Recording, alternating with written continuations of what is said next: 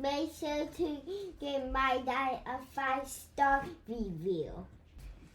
Make sure to like and subscribe to his YouTube. Thank you for listening and enjoy the show.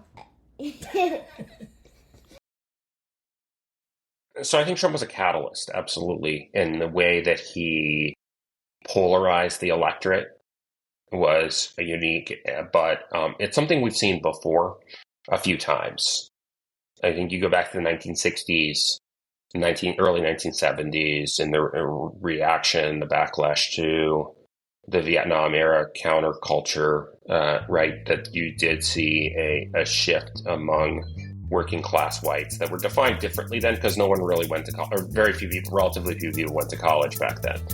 So it's not college versus non-college, but kind of low socioeconomic status. So you did see, working class whites kind of surge into the Republican Party or surge away from the Democratic Party, which then had perceived to have had a lock on those voters.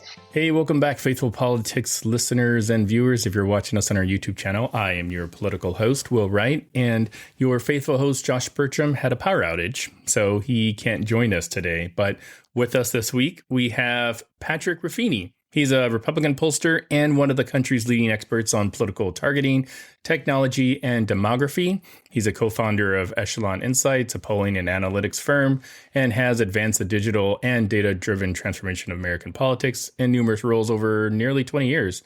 He began his career working for President George W. Bush, including roles at the RNC, his re-election campaign, and in his administration. And from 2005 to 2006, he was the lead digital strategist for the RNC. Excuse me. He's published in Washington Post, 538 Political, National Review, and has been all over TV. But he most recently came out with a new book. It's called Party of the People, Inside the Multiracial Populist Coalition Remaking the GOP. Here it is for those that are watching us on YouTube. and we're just so delighted to have him here on the show. So welcome to the show, Patrick. Thank you, Will. Yeah, so I guess just to start us off, tell us why or what led you to want to write the book Party of the People, especially kind of in the context of everything going on. Yeah, I mean, I think that this was an idea that started for me back in 2020, and in particular, just coming off of 2016. So I was one of the pollsters with egg on their faces after the 2016 election. And so I wanted to really take a step back, assess both where my industry had gone, what my industry had gotten wrong, what I had gotten wrong, and take a look also at where I thought things might be going. So at the time when I was first thinking about the idea, I wasn't sure that all of the things I talk about would come to fruition, right? I mean, we had seen in 2016 a really, really surprising election result in terms of Trump getting elected despite losing the popular vote by 2 points because he did so well with these white working class voters in the upper Midwest. I mean, that was really the thing that people missed, the wave of voters that people missed. But, it seemed like there were tentative signs, even going into 2020, that Donald Trump was doing better with Hispanic voters, that he might have been polling a little bit better with African-American voters, even despite the, kind of the turmoil and the protests of summer 2020. So I thought that was really interesting. And I thought that, we could see a coming together of those two groups that, I think most people would say are opposed in their, kind of both their political orientation, but just in terms of how people characterize the 2016 election as sort of this, kind of white racial backlash, right? And that didn't seem to entirely make sense to me. So fast forward to the 2020 election results, and you see Trump actually does better in these communities. And I thought, well, this seems to be there seems to be something here. So it was full steam ahead after the 2020 election, and we're almost at 2024, and it doesn't seem like this trend has really let up. You still see, I think, Republicans doing better even in the 2022 midterms. among diverse audiences in a way that they really hadn't for decades leading up to this. That's interesting. So, I'm struck by what your book says, and kind of, and especially just what you just mentioned, and can't help but wonder how much of this is just like a response, or is attributed to the Growth and Opportunity Project, back in 2012 or 2013. And this is kind of a side note, and I just had a Trump moment where I just realized Growth and Opportunity Project is GOP.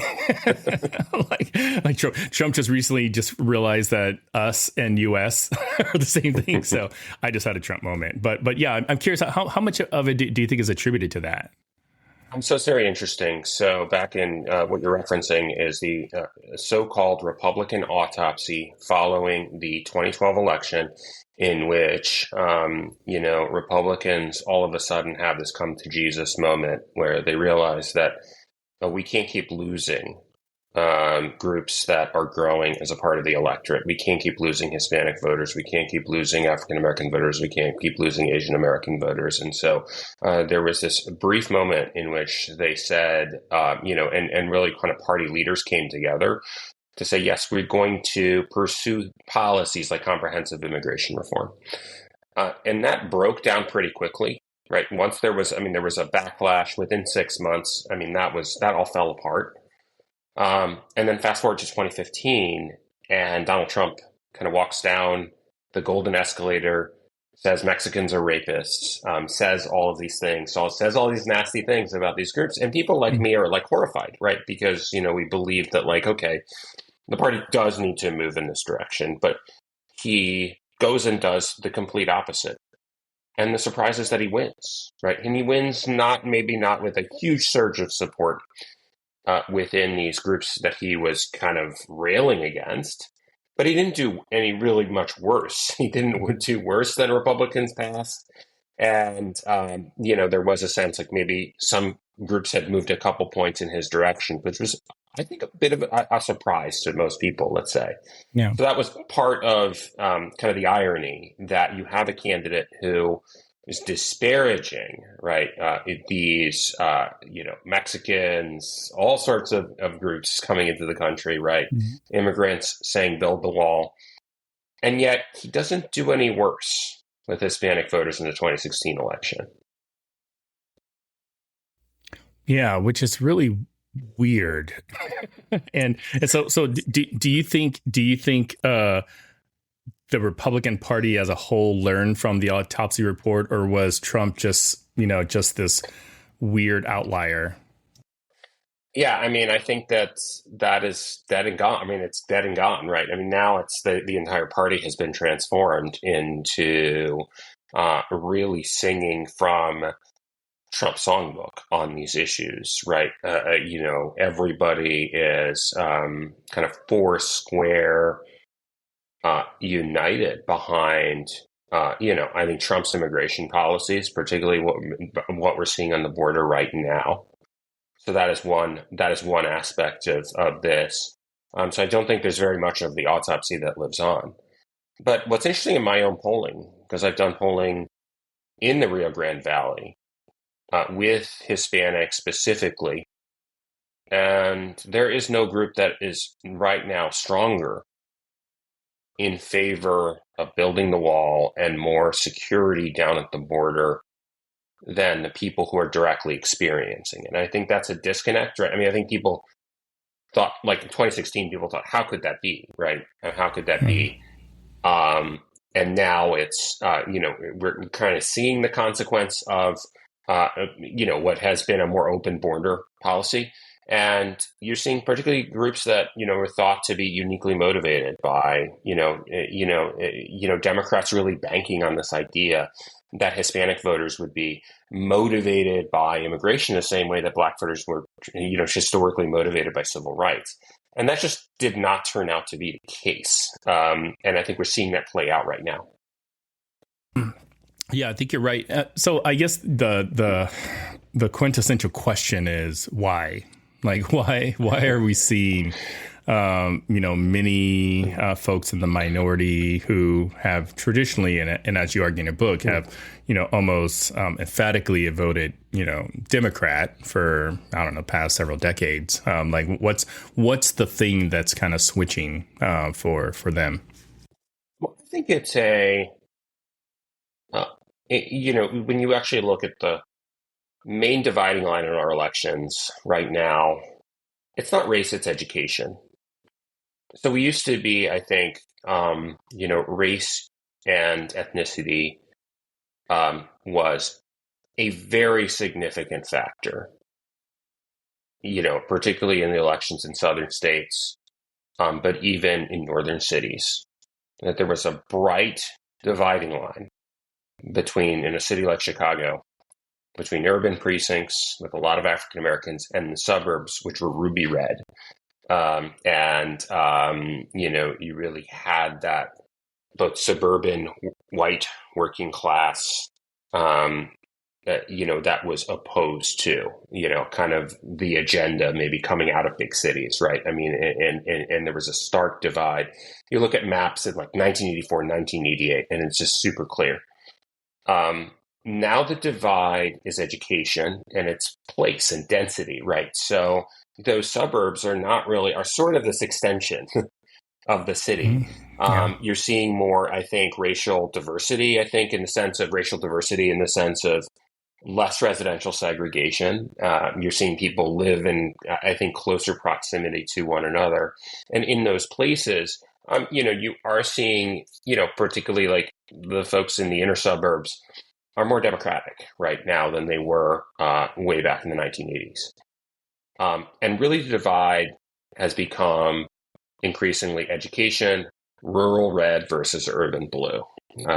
Just to collapse that, and urban and suburban increasingly blue.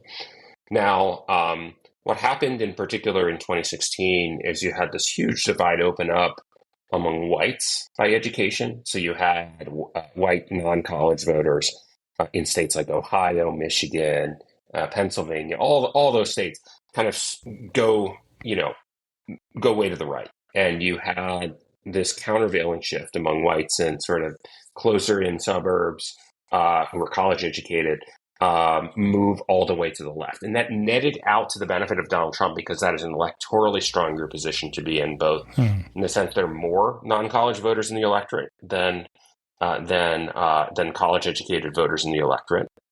So it's a stronger position. That's one of the major things I argue in my book, that this is regardless of, you're going to see shifts on both sides, but you want to be on the side with more working class voters, right? Yeah. And I think in 2020 that added, I think the mentality, of a lot of these voter groups are pretty similar, right, in terms of how they view the world.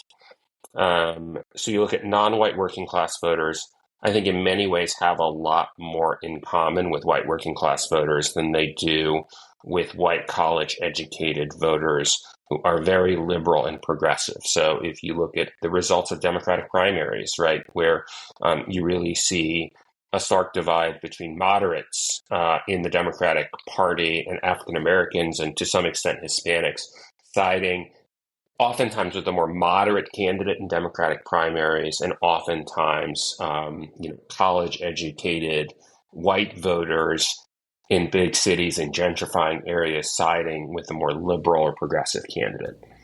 So I think that is kind of the fundamental divide that's kind of opened up, where you do see more of a shift right in some of these communities. Not enough to make them Republican groups just yet, but enough to, I think, bolster, what I would call the multiracial populist coalition that we've seen in the last election or two.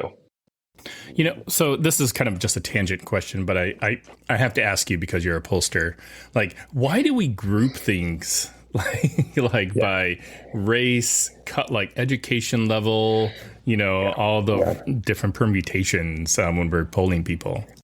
Yeah, I mean, it's super interesting, right? Because in some cases, education matters. In some cases, it doesn't, right? And I would argue that historically, like, some things have historically not mattered, don't matter until they do. Yeah.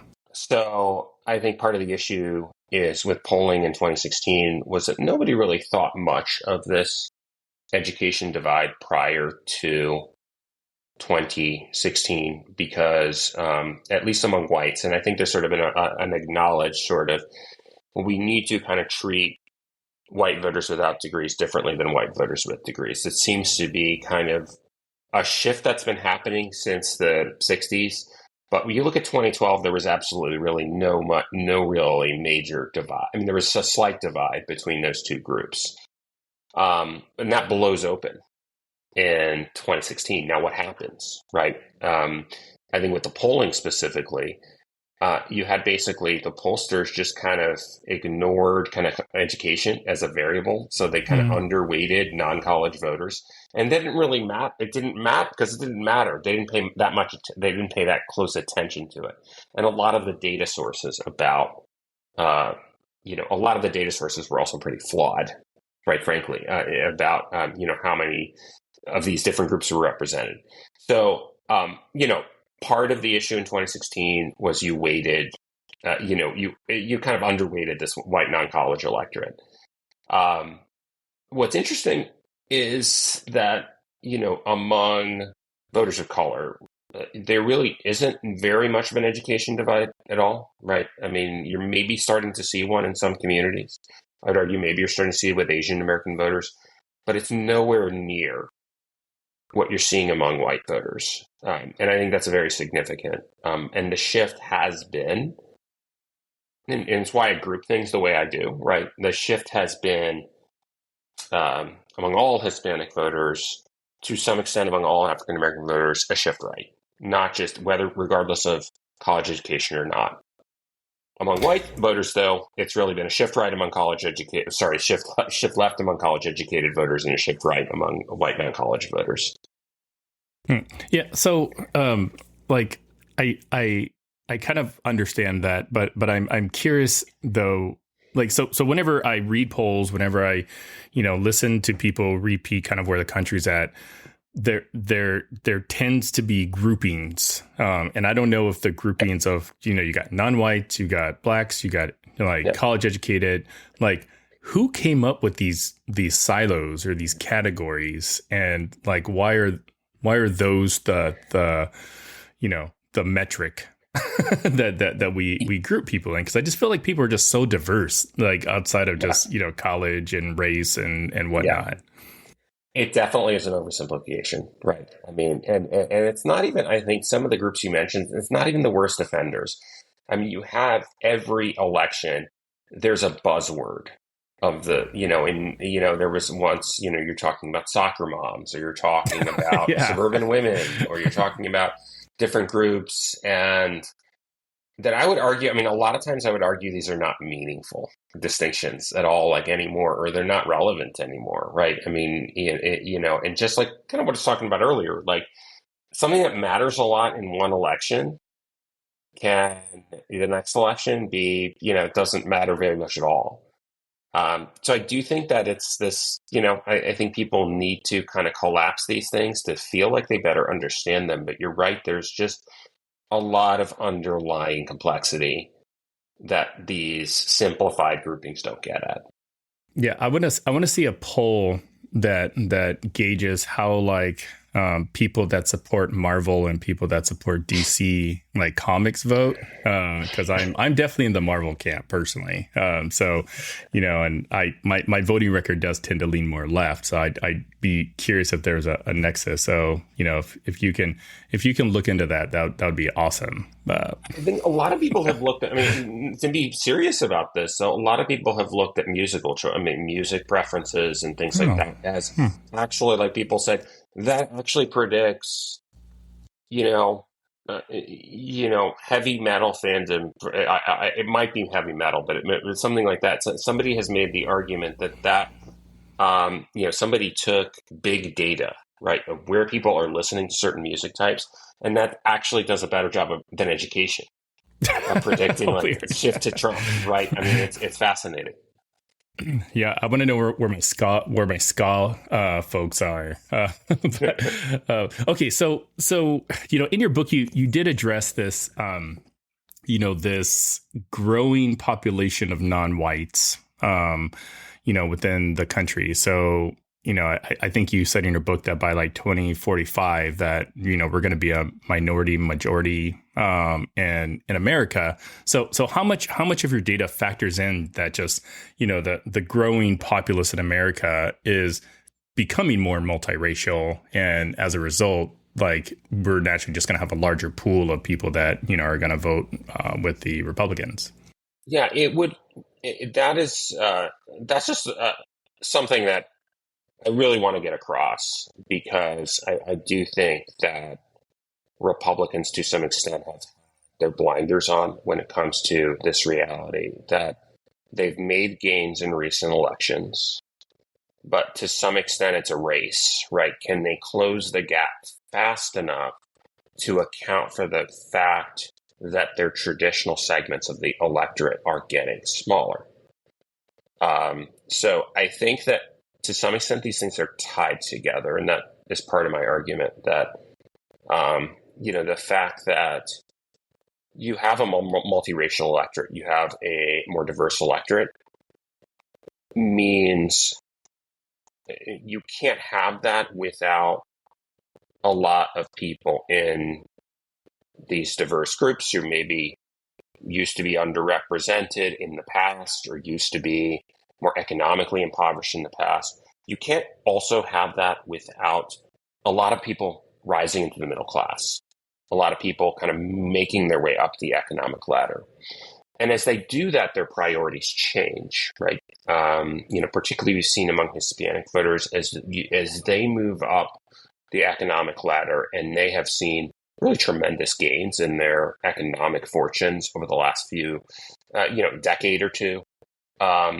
That I think to some extent the mentality shifts from, we are the outsiders, we are sort of fighting through the political system to get what we can. And they're like, well, we've made it. We're now thoroughly embedded within this American mainstream. And as a result, that doesn't necessarily mean they all become Republicans overnight. That's not the argument. The argument is simply that they're kind of just voting like they're swing voters, right? They're sort of the average of, they're not really defined by racial categories. I also think a lot of this growth is in, multiracial is right in the title, but a lot of this growth is for people who are not any one thing. And as a result I think, we have less residential segregation. We have less balkanized communities. And, again, you have this sort of, would say, a regression to the mean politically, where people are just going to, a lot of these very hyper-polarized racial voting patterns are going to reduce themselves over time because people are living closer together, starting families together, doing more things together. And as a result, I think they're less polarized along a racial dimension, even as they're more polarized along maybe an education dimension or an urban-rural dimension. So I think that that's part of what's happening. But I do think this is not all sunshine for Republicans because, I think they do have to grapple with the fact we have to continue, and I say this as we because I'm a Republican pollster, right? But they do have to continue, right, as a key priority, these gains. In 2012, going back to the autopsy, people were like staring down the sort of majority-minority future and saying, where do we even start? Now we've started, and we need to, as Republicans, continue. Yeah, and so I'm curious. So my mom is Vietnamese, my dad's Black. My kids are mixed as well. My wife is Polish and Italian. So my kids are basically a melting pot of America, right? So like I often struggle sometimes when, we were asked to fill out forms and then, they ask the ethnicity question. I'm like, I have no idea. Like, I'm just going to check all the boxes, and let them kind of figure it out. So I guess what issues do you think, you may have as a pollster, for sort of the next generation, when you're trying to figure out like where people stand, and you're trying to divide people by, ethnicity, like how difficult is that going to be for folks like yourself? Yeah, so I think that's a super interesting question because a lot of these projections of we're going to be a majority minority country really rely on corralling everybody who it's kind of the inverse of that noxious one drop rule, right? If you're one drop minority, you count as minority. And this isn't like the old segregationists saying this is the US Census today. Basically kind of collapse, looking at things in that way. And as a result, most demographers are looking at things in that way. But the reality is a lot more complicated for a lot of people, right? I mean, it's not everyone's going to make sort of an individual decision as to which community they belong to, if they even belong to one. So I have lots of friends that are Black or Hispanic, and a few of them voted for Trump. They're like Team Trump train, and one friend in particular, and if he's listening, he'll know that I'm talking about him, who is an ex special forces guy. Him and his whole family, super Trumpy. I always poke fun at him all the time about it, but like, is it Trump, you think, that's sort of, changing the demography of our political landscape, or is it the Republican sort of establishment? Like if we were to replace Trump with, DeSantis, would things be the same or would they be different? So I think Trump was a catalyst, absolutely, in the way that he polarized the electorate was unique, but it's something we've seen before a few times. I think you go back to the 1960s, early 1970s, and the reaction, the backlash to the Vietnam era counterculture, right? That you did see a shift among working class whites that were defined differently then because no one really went to college, or relatively few people went to college back then. So it's not college versus non-college, but kind of low socioeconomic status. So you did see working class whites kind of surge into the Republican Party or surge away from the Democratic Party, which then had perceived to have had a lock on those voters.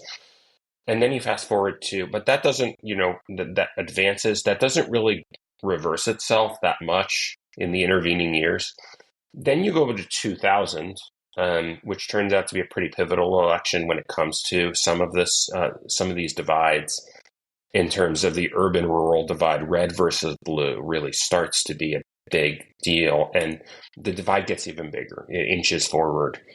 And then 2004, 2008, 2012, not much happens, right? Things stay pretty stable. 2016, it blows open. And 2020, it's kind of continuing on that trajectory. So I think he's a catalyst. But I think we are at a new baseline. And I think I think it's likely that he, is the Republican nominee, but should he not be the Republican nominee, I do think that a DeSantis or a Nikki Haley would benefit from a lot of the coalitional changes that he has made to the party and will, I think we will retain a lot of that.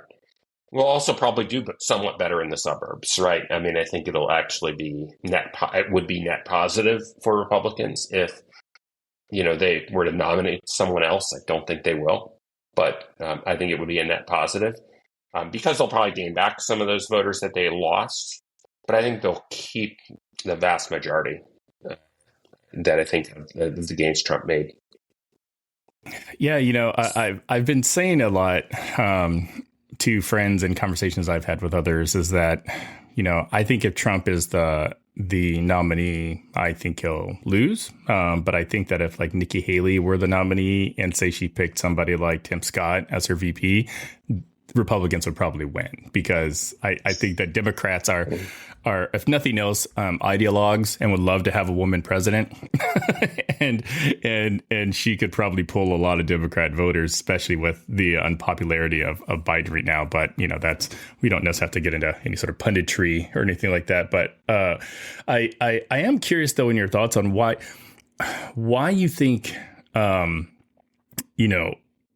people of color have coalesced around the Democratic Party, because I mean, like, I'm a Democrat, and I often get really offended when people are like, oh, you can't be a black Republican. I'm like, of course you can. Like, historically, like, that makes more sense, to me personally. Like, I just know the history, like it makes less sense for me to be a Democrat knowing kind of what the origins of the Democrat Party were, but I'm curious on your thoughts about, why it does the Democrat Party seem so attractive to, say, folks like myself and Hispanics and whatnot. Yeah, I mean, there's a lot of history there, right? And, you particularly look at what has happened in the African American community. There was a huge shift in the mid-1960s towards the Democratic Party as the positions of the parties as it relates to civil rights or as it relates to voting rights and things like that, particularly in the South, where the perception of that was changing pretty dramatically. So you go back to the 1964 Civil Rights Act, more Republicans as a percentage voted for that than Democrats did, because the Democrats were at the time a very Southern party. But essentially Democrats killed off their Southern wing in exchange for, kind of gaining, right, more African American voters. You no longer really have a Democratic Party in many areas of the South. That is no longer as viable in any real way. So I do think that is a very unique story, in that the unity around the Democrats has been pretty strong historically. And as you mentioned, you talk about this idea of you get in trouble for talking about Black Republicans and things like that. That really is the you really see it's less about policy, right? It's more about this sense of, we have to stick together because of historically what happens when we don't stick together. Like, I mean, I do think, and that's a very unique situation. Now, when it comes to Hispanics, I think it's very different. It's a very heterogeneous community. You have Cubans, you have Mexicans, you have Puerto Ricans, you have people from different nationality groups. And I think Democrats have made a mistake to try to adopt this template that really worked really well for them with Black voters to Hispanic voters, when there really isn't much of a sense of pan-ethnic identity, let's say, with Hispanic voters. So you have some communities, and like Cuban Americans who've leaned to the right. You have some communities like Puerto Ricans in places like New York lean to the left, or Mexican Americans in California lean to the left. But it really is specific from community to community, right? And in what their political leanings are going to be. But that has also been true throughout our history, right? And so I think a big argument that I would make is that's changing, because you've often had immigrants come into the country and be, and sort of coalesce around one political party to, make sure that they have some form of political power in the country. And that's just becoming less relevant if you move out to the suburbs. You're part of this pan-ethnic, multiracial mix, and it doesn't really matter to you as much that I need to get what, as a member of a racial or identity group, right? I need to get what I justly deserve, right? That's just no longer part of the calculus anymore. That's interesting. So, in chapter 10, you wrote about Black politics. So, I'm curious if maybe you can talk a little bit about Black politics and some of the stuff that you found. Sure. So, yeah, I mean, look, I had to do a lot of learning on this one, right? So, that was something, and I do think that there is, a big shout out to this book by Cheryl Laird and Ismail White called Steadfast Democrats. And they, I think, make a very clear argument for why the voting pattern is what it is and why it's come to be, and why it has stayed pretty cohesively Democratic. And again, it's more about, this sense of, we needing to stick together, because of the perception that you don't, then, you're going to have situations segregation or things like that, we need to stand up, particularly in this atmosphere of, okay, if we're voting together as a bloc, we have an opportunity to elect more of our candidates from our community, right? So I think that is that's really been the driving force. But you actually look at the politics and sort of the ideological leanings in Black America, and they're not a whole lot different than the rest of America in terms of where they stand on policy issues. But that doesn't translate and hasn't translated to voting for Republicans. Now, what's changing? Because I make the argument that, the Republicans did a lot better among Hispanic voters. You look at neighborhoods like Little Saigon or these Asian American communities, they've done a lot better in recent elections among other diverse groups, right? But they've done only a little bit better, right? Trump gained a couple points in 2020, gained a couple points in 2016. I mean, it wasn't very much. It made the difference in a lot of close states. So in Michigan, definitely made the difference. It made most of the difference in Pennsylvania. You go state by state.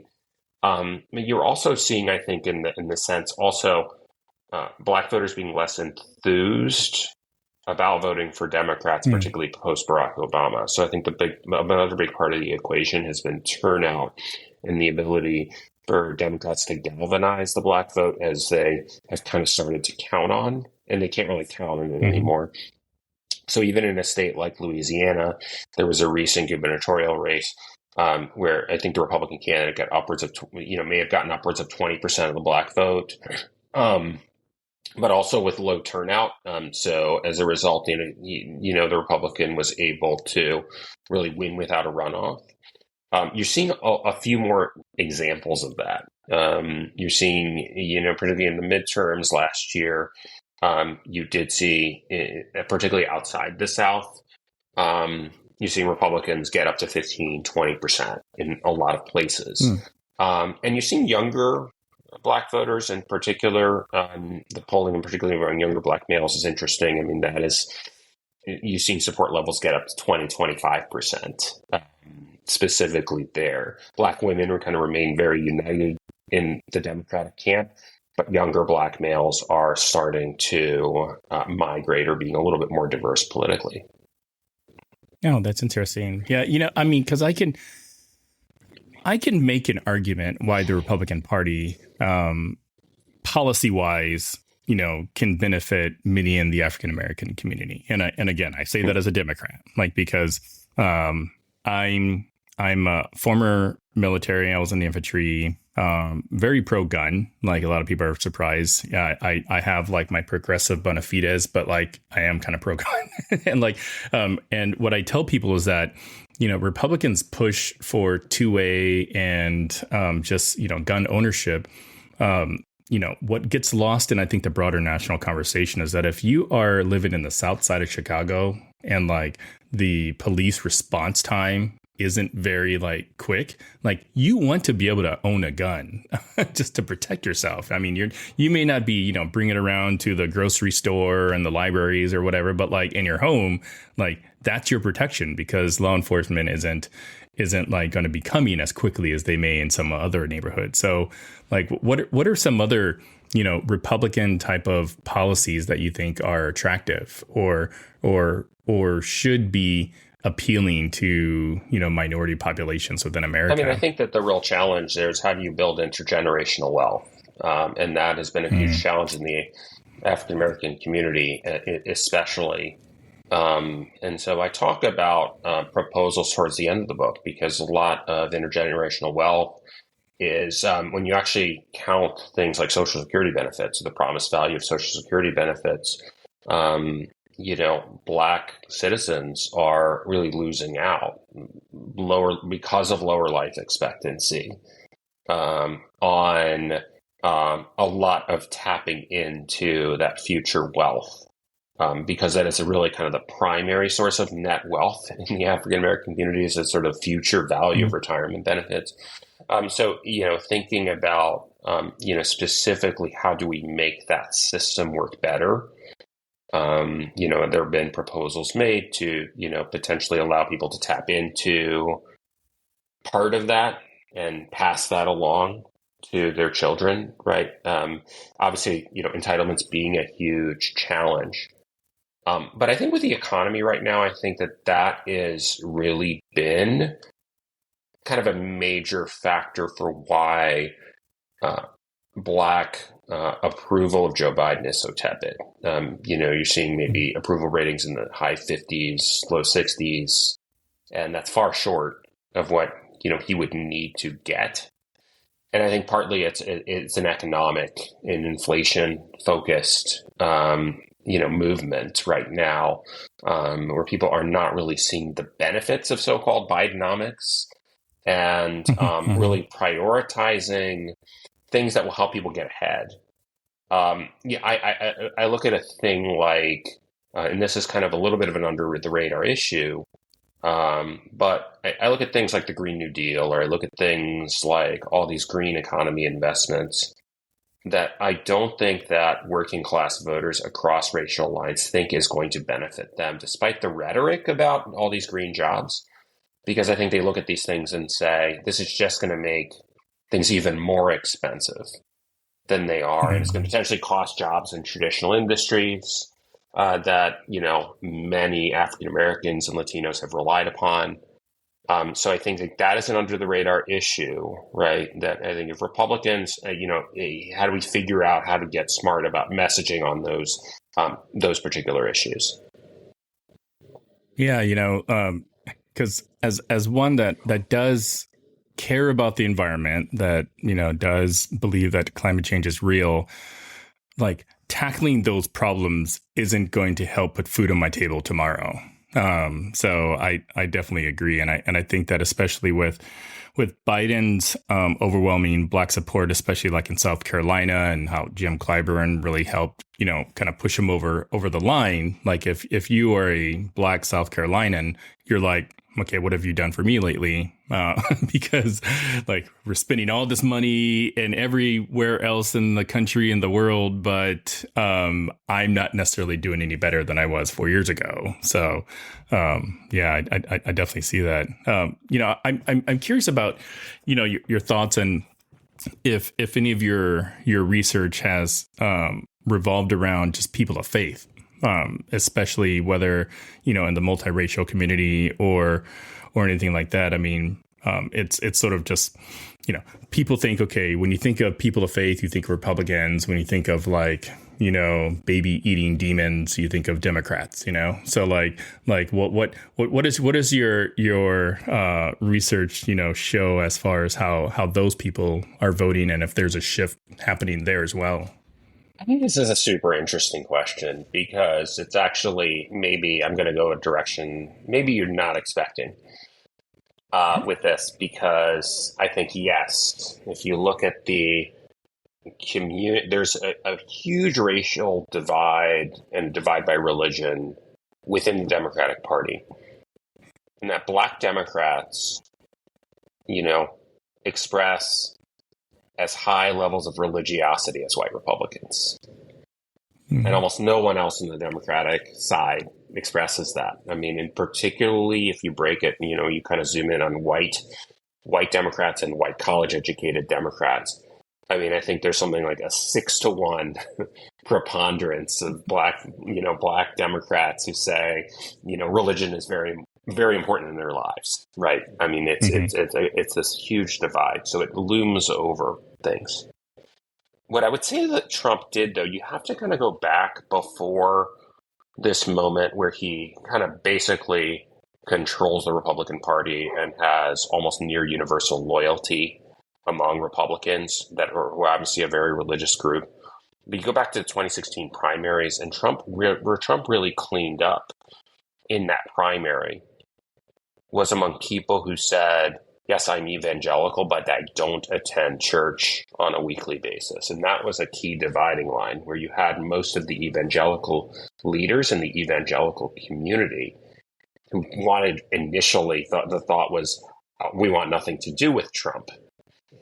And then you've got all of a sudden, when Jerry Falwell Jr. comes out in favor of him, people are starting to why would he come out in favor of this 3 times divorced playboy, right? I mean, that's just strange.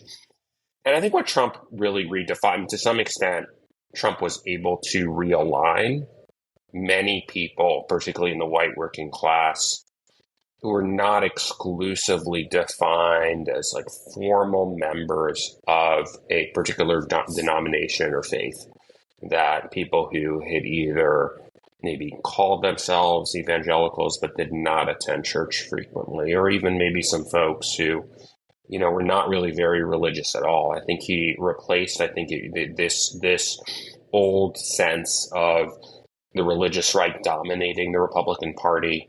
I mean, you go look back in the coverage of 2016, and he broke that, right? I mean, he broke that in terms of the religious right gatekeepers no longer really mattered. He was able to completely sideline them despite having past positions on abortion that were very pro-choice. And he was able to make some smart moves, like the Supreme Court, right, that really locked those voters in. But so sort of this idea has shifted, right? I mean, the populism on the right has shifted from being this very religious right-centric movement to being a movement centered around, let's say, more immigration, populist issue, working class populism, trade, globalization. These are the issues I think Trump moved to the forefront. And to some extent, I think they've displaced the old, I think, moral majority issues that, I think used to hold a Republican coalition together. Yeah, that is interesting. Yeah, we've spoken to a number of, people that watch this space very closely, like the PRRI, the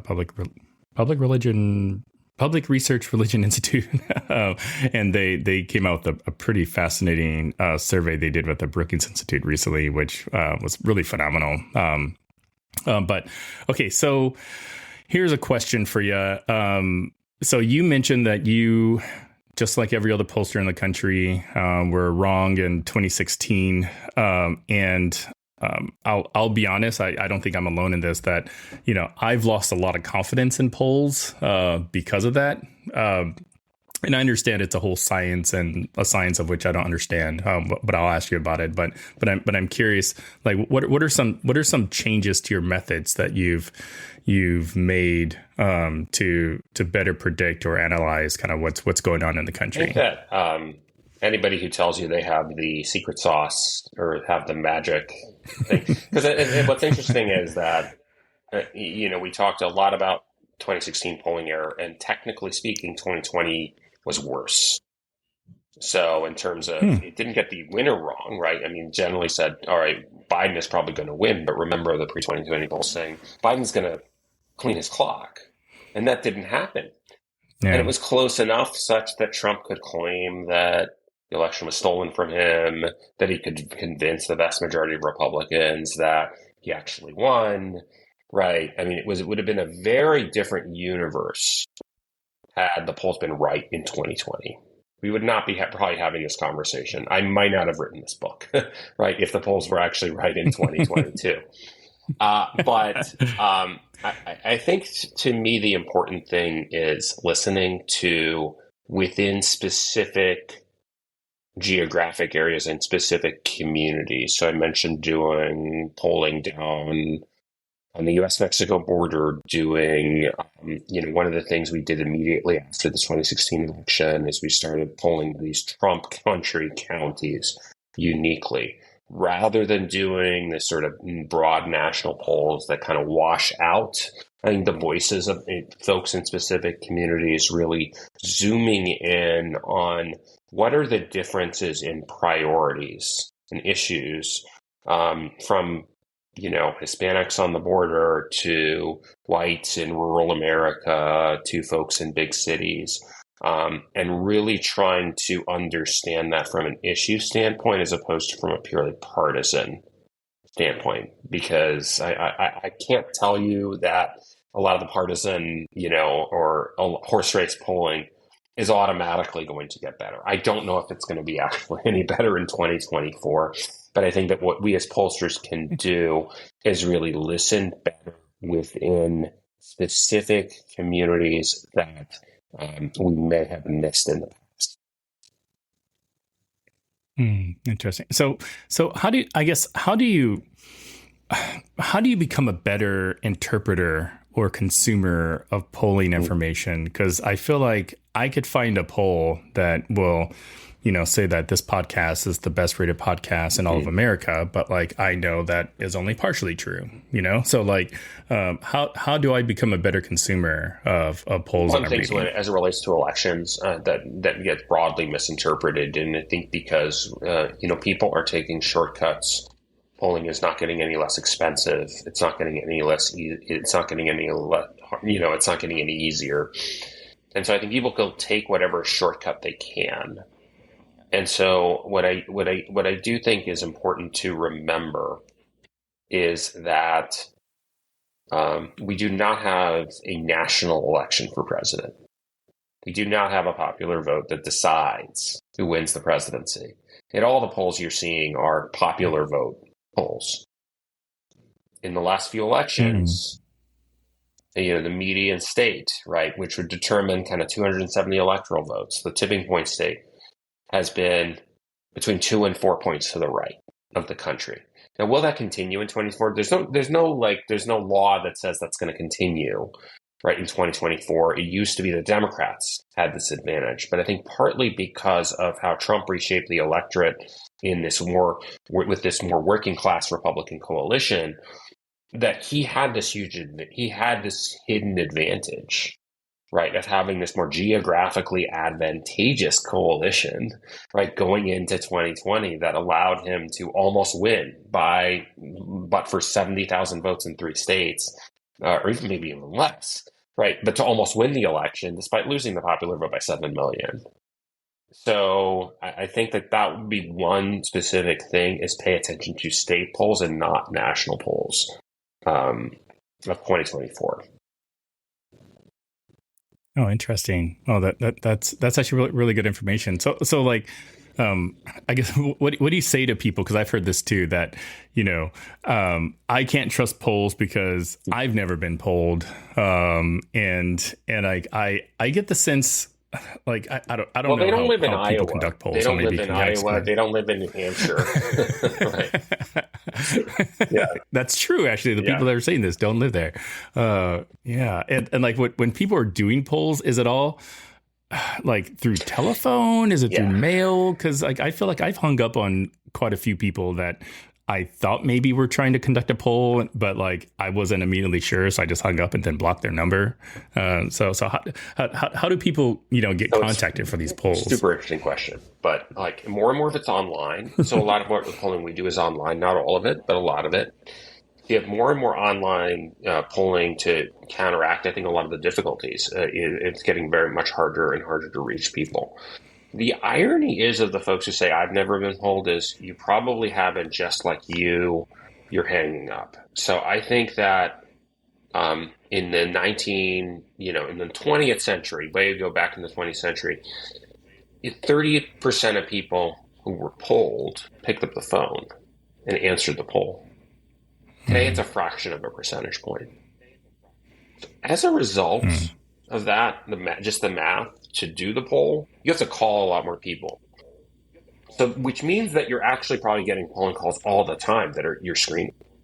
Like, and you're not even in the consideration set for taking the poll or not, because you actually probably have been polled and you don't even know it. But I think that like, in particularly this Iowa, example, my wife is from there. She gets calls all the time, or she gets it, from having been on the voter file, because pollsters are desperate to reach people who will actually talk to them. That's so interesting. Okay, so polling isn't just some magic like pseudoscience. It's actually like a real thing that happens. Okay, that's good. That's good to know. Okay, well. So, as we kind of wrap up here, like how can people learn more about you, follow you? Where can they buy your book? Tell us a little bit about how to market. Sure. So it's available on all platforms. So I'm sure you can go on Amazon, you can go wherever books are sold and get your copy. I am Patrick Ruffini. My name pretty much everywhere, but mostly on X, I guess we're calling it now.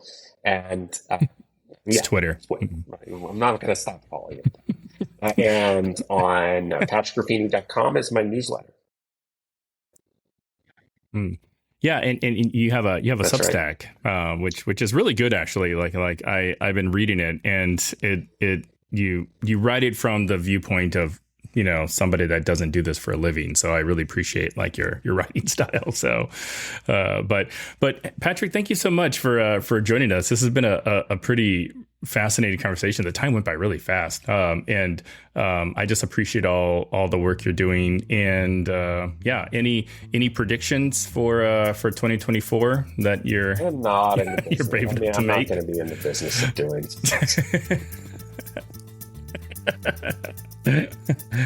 That's probably good. Well, thank you so much for your time. Really glad to have you. And to our listeners and viewers, we will see you next week. Take care. Bye.